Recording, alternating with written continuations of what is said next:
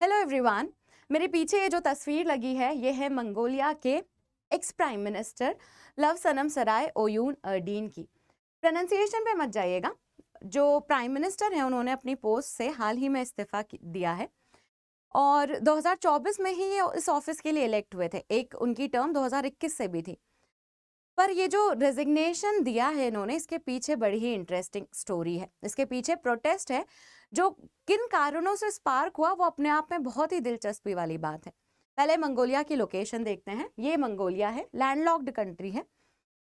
देखो, हुआ यूं कि इनके जो बेटे हैं, प्राइम मिनिस्टर के जो बेटे हैं, वो और उनके फियांसे हॉलिडे पे गए थे और उन्होंने उस हॉलिडे की फोटो सोशल मीडिया पर डाली।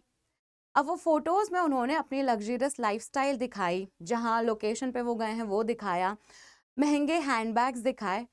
और ये सब चीज़ों के चलते ही मंगोलिया की जनता ने सवाल उठाया कि ये इतनी लग्जरियस लाइफस्टाइल अफोर्ड कैसे कर पा रहे हैं, इसके पीछे कारण क्या है, पैसा आ कहाँ से रहा है।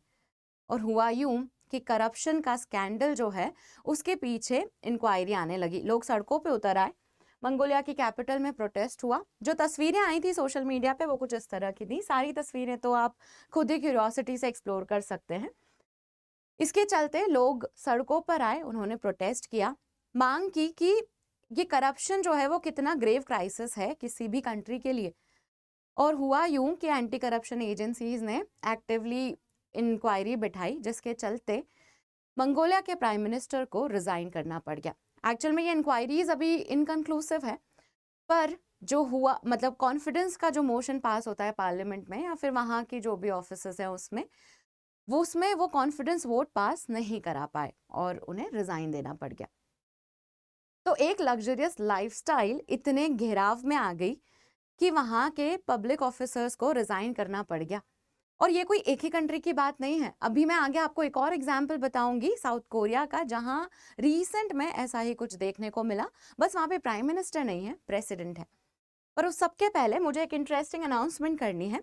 अगर आप सोशोलॉजी के स्टूडेंट हैं तो हम यूट्यूब पे बहुत ही इंटरेस्टिंग सी सीरीज लेकर आ रहे हैं। मेरा area of expertise sociology, Indian society और सोशल जस्टिस में है। मेरा नाम मोनिका है। हमारा जो कोर्स है सोशोलॉजी को लेके वो अनअकैडमी के प्लेटफॉर्म पर भी लॉन्च हो रहा है। यूट्यूब पे भी हम आपके लिए बहुत सारी इनोवेटिव सीरीज लेकर आ रहे हैं। तो अगर आप सोशोलॉजी बिगिनर लेवल से पढ़ना चाहते हैं तो हमारा पहला सेशन संडे को लाइव होने वाला है, उसमें आप ज़रूर आइएगा। एकदम बिगिनर्स लेवल पे आप अपने डाउट्स पूछ सकते हैं और हमारा जो प्लान है यूट्यूब को लेके सोशोलॉजी के रिस्पेक्ट में वो मैं उसी दिन डिस्कस करूँगी। अगर आप अनअकैडमी के सब्सक्रिप्शन लेना चाहते हैं तो उस पर अभी डिस्काउंट चल रहा है। एनरोल करने के लिए आप मेरा कोड MM05 का इस्तेमाल कर सकते हैं। ये ऑफर 8 जून को ख़त्म हो जाएगा। प्राइस यहाँ पर आप देख सकते हैं और इसमें 12 महीने का एक्सटेंशन भी हम आपको प्रोवाइड कर रहे हैं। अब बात करते हैं साउथ कोरिया की, जहाँ पे प्रेसिडेंट जो है वो एक बैग के चक्कर में एक बड़ा स्कैंडल में फंस गए थे। देखो, प्रेसिडेंट का नाम देख लो, यून सोक यूल। इनका जो है इम्पीचमेंट हुआ। इम्पीचमेंट एक फॉर्मल प्रोसेस है। तो देखिए, यूनसूक यूल जो हैं और ये फर्स्ट लेडी हैं, मतलब उनकी वाइफ। हुआ यूं कि 2022 में एक ऐसा इंसिडेंट हुआ जो हाईलाइट उसके अगले साल हुआ, 2023 में।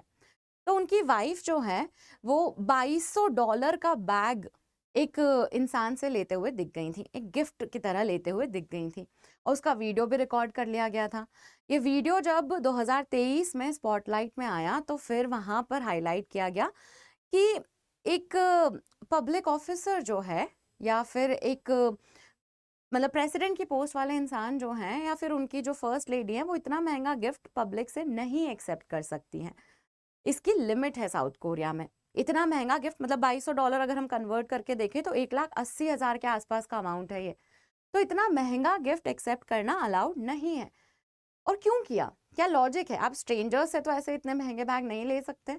पब्लिक से आप इतने महंगे बैग लेंगे, मतलब कहीं ना कहीं आप उनका इंटरेस्ट सेफगार्ड करेंगे, करप्शन। और इस वजह से ये पूरा मामला जो है वो स्पार्क हो गया। अच्छा, इनके इम्पीचमेंट में let me be very clear, सिर्फ यही कारण नहीं है, इसके पीछे बहुत सारे रीजंस भी हैं, पर ये वन ऑफ द रीजन है। साउथ कोरिया के प्रेसिडेंट के इम्पीचमेंट में मार्शल लॉ की जो डिक्लेरेशन है वो भी रिस्पॉन्सिबल है और ऐसे बहुत सारे कारण हैं, पर उसमें एक कारण करप्शन स्कैंडल भी है। तो देखिए कैसे हम देख रहे हैं कि पब्लिक लीडर्स जो हैं करप्शन के कारण या फिर लग्जरियस लाइफस्टाइल के कारण गहराव में आ जाते हैं और लोग इन पे सवाल उठाते हैं। पर क्या इंडिया में ऐसे केसेस नहीं होते? इंडिया में हमारे पब्लिक ऑफिसर्स की लग्जरियस लाइफस्टाइल नहीं होती है? होती है। हाईलाइट नहीं होती क्या? होती है। तो हम कुछ नहीं करते, हम इम्पीच नहीं करते, हम बाहर उन क्वेश्चन नहीं करते, हम सड़कों पे प्रोटेस्ट नहीं करते।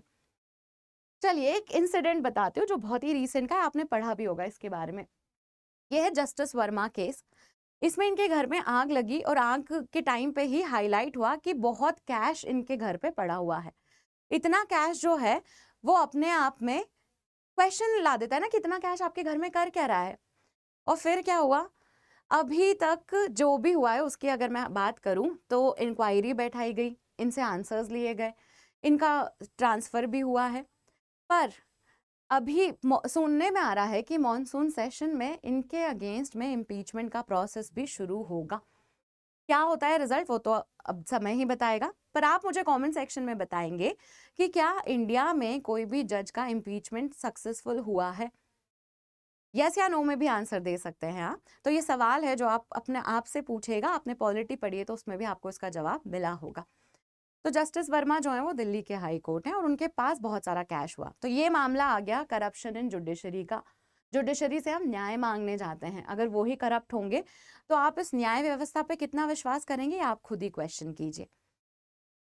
दूसरा जो इंसिडेंट हाईलाइट हुआ था वो लग्जरियस लाइफस्टाइल का, वो इंसिडेंट था यूपीएससी की टॉपर पूर्वा चौधरी जो कि रैंक 533 है। इनकी कजिन ने सोशल मीडिया पे एक पोस्ट डाली थी और उसमें उन्होंने बताया था कि पूजा किस तरह की लाइफस्टाइल जीती हैं और कॉन्ग्रेचुलेशंस की पोस्ट थी वो। पर वो पोस्ट से एक कंट्रोवर्सी स्पार्क हो गई जिसमें लोग क्वेश्चन करने लगे कि ये इतनी लग्जरियस लाइफस्टाइल अफोर्ड कैसे कर पाती है।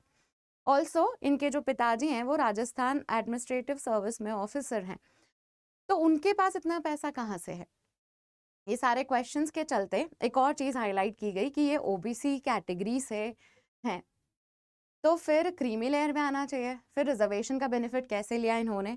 इन सारे सवालों के पीछे एक कंट्रोवर्सी स्पार्क हो गई। तो इंडिया में भी इस तरह के केसेस हाईलाइट होते हैं। कुछ केसेस में न्याय देखने को मिलता है, कुछ केसेस जो हैं वो दब जाते हैं। यहाँ पर ही करप्शन को लेकर इंडिया का क्या रैंकिंग है उसकी अगर हम बात करें तो 180 कंट्रीज में से इंडिया 96 नंबर पे आता है। ये कौन सी इंडेक्स है? Corruption perceptions index. इसका रैंक 1 जो है वो डेनमार्क का है जो लीस्ट करप्टेड है, फिर फिनलैंड और सिंगापुर आते हैं। तो ये हालात हैं इंडिया में करप्शन के। अगर आपको ये इन्फॉर्मेशन पसंद आई है और आपको वीडियो पसंद आया तो इस वीडियो को ज़रूर लाइक कीजिए, चैनल को सब्सक्राइब कर लीजिए and thank you for watching.